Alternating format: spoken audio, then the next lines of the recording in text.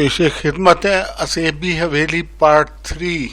जी हाँ, एक सोफा यहाँ पड़ा हुआ है, आप अमल बताएं, मैं दोहराता हूँ। मीर अली शाह ने जो कुछ पढ़ा यूनुस ने वो दोहराया। उधर जाहिद 3-4 कमरों के एक क्लिनिक में मौजूद था। इस क्लिनिक में इतनी खामोशी और सन्नाटा था कि जाहिद अंदरूनी तौर पर घबरा रहा था। वो लड़की भी जाहिद के साथ ही थी, लेकिन जाहिद ने इससे एक बात भी न की थी। वो क्लिनिक थोड़े ही फासले पर था। जाहिद और वो लड़की पैदल चलकर ही क्लिनिक आए थे। इस लड़की ने भी ना बताया था कि वो कौन है। लड़की बोली, जाहिद आपको पता है कि तारिक भाई ने कितने मुर्दों को जिंदा किया, और तुम्हें भी तो तारिक भाई ने ही जिंदा किया है, तभी तो तारिक भाई के क्लिनिक में इतना सन्नाटा है, यानी कि मरे हुए इंसानों का यहाँ इलाज होता है। उस लड़की ने ये कहा तो जाहिद का सर चकरा कर रह गया। वो बोला, क्या बकवास कर रही हो तुम एक जीते जाते इंसान को मरा हुआ कह रही हो?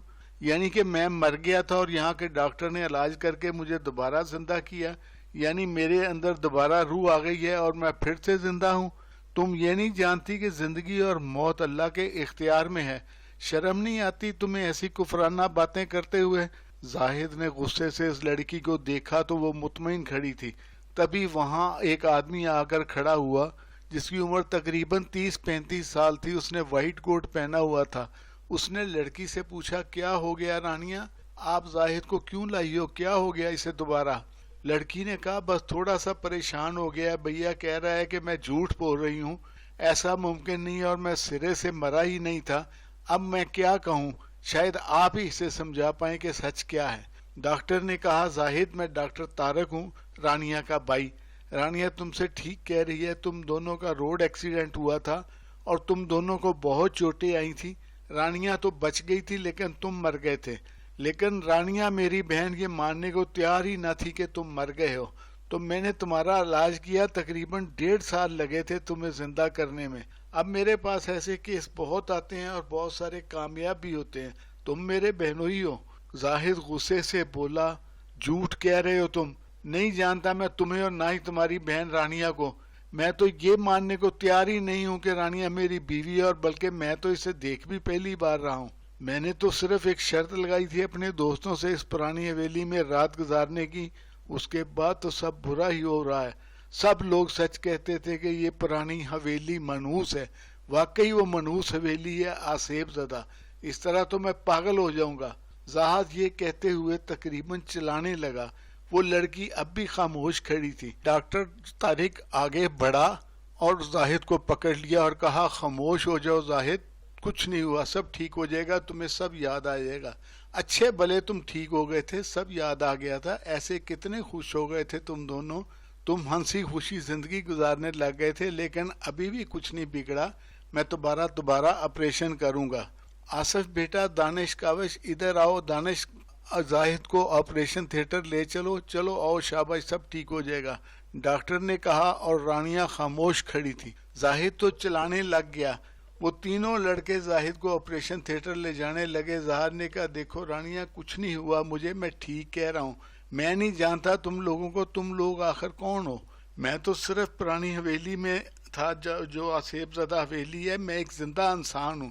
ये कहते ही जाहिद ने एक बार सबको देखा तो सब चीखने लग गए। डॉक्टर तारिक, रानिया और वो तीनों मुड़े और बाकी नर्सें वगैरह चीखने चलाने लग गए। इन तीनों लड़कों ने जाहिद को छोड़ दिया, साथ ही उनकी शक्लें बिगड़ने लग गईं। उनके चेहरों से जिल्द हटने लग गई और आंखें बाहर को उबलने लग गईं, और फिर इसी तरह वो सब गायब हो गए। जाहिद खौफ से कांप उठा। वो काफ़ी खौफजदा हो गया था और वो क्लिनिक भी भयानक शक्ल इख्तियार कर गया। वहाँ हर तरफ अंधेरे का राज था। जाहिद को कुछ दिखाई न दे रहा था। फिर वहाँ अचानक तेज हवा का झोंका आया, जिससे जाहिद अपना तवाज़न बरकरार न रख सका और सर के बल नीचे गिर गया। फिर जाहिद को कोई होश न रहा।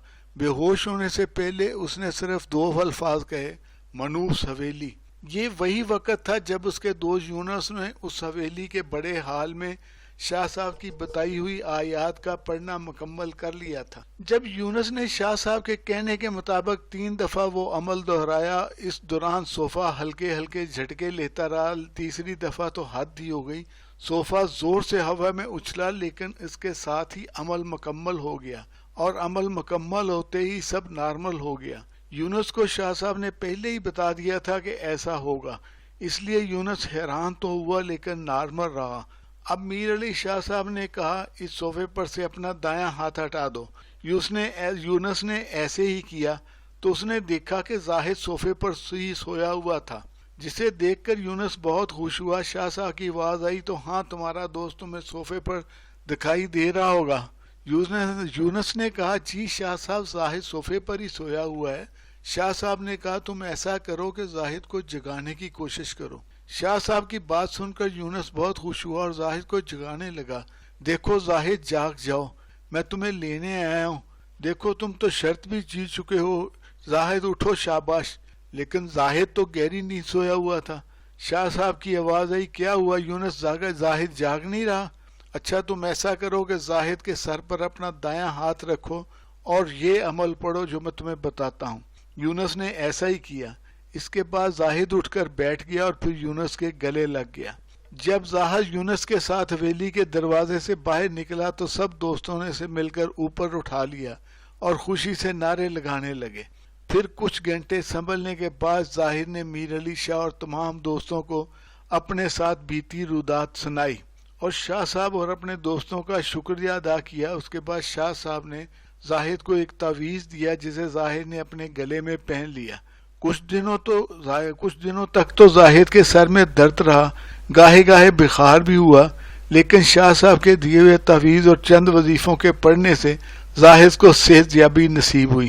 اب زاہد کو کسی حسیب والی جگہ کا پتہ چلے تو اس سے 100 قدم دور بھاگتا ہے۔